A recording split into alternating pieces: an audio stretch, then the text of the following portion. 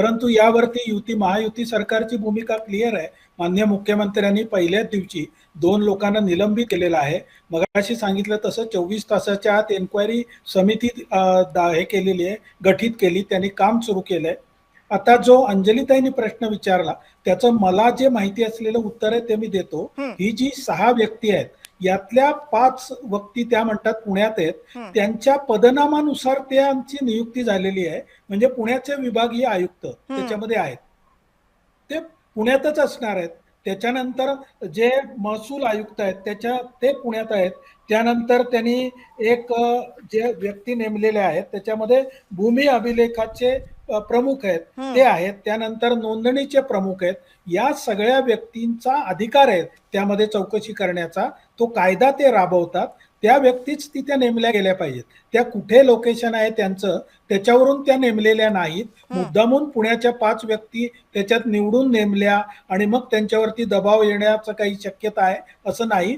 ते ज्येष्ठ सरकारी अधिकारी आहेत आणि त्यांच्याकडे त्या खात्याची जबाबदारी आहे म्हणून त्यांना नेमलंय.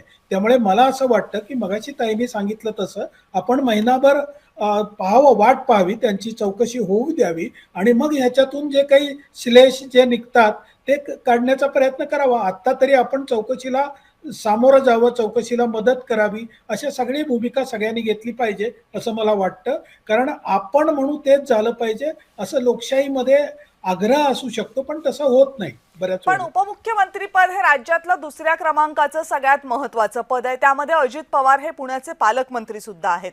अजित पवार हे पुण्याचे पालकमंत्री आणि उपमुख्यमंत्री असताना अशा प्रकारची चौकशी ही कोणत्याही दबावाशिवाय पार पडेल याचा विश्वास तुम्हाला वाटतो का?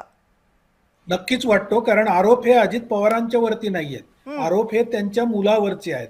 त्यामुळे अजित पवारांच्या वरती जेव्हा आरोप होते तेव्हा मगाशी सांगितलं गेलं तसं त्यांनी राजीनामा दिला होता किंवा ते पदापासून दूर झाले होते, हे योग्य होतं. आता आरोपी कोण आहे? आरोपी ते नाही आहेत, त्यांच्यावरचे आरोप नाही आहेत, ते उपमुख्यमंत्री पद आहेत आणि त्यांनी स्पष्ट भूमिका घेतलेली आहे की सगळ्या चौकशीला ते सहकार्य करणार आहेत आणि जे काही कायद्याने निघेल म्हणजे चौकशी समितीने ज्या कुणावर ठपका ठेवला जाईल त्याच्यावरती कारवाई होईल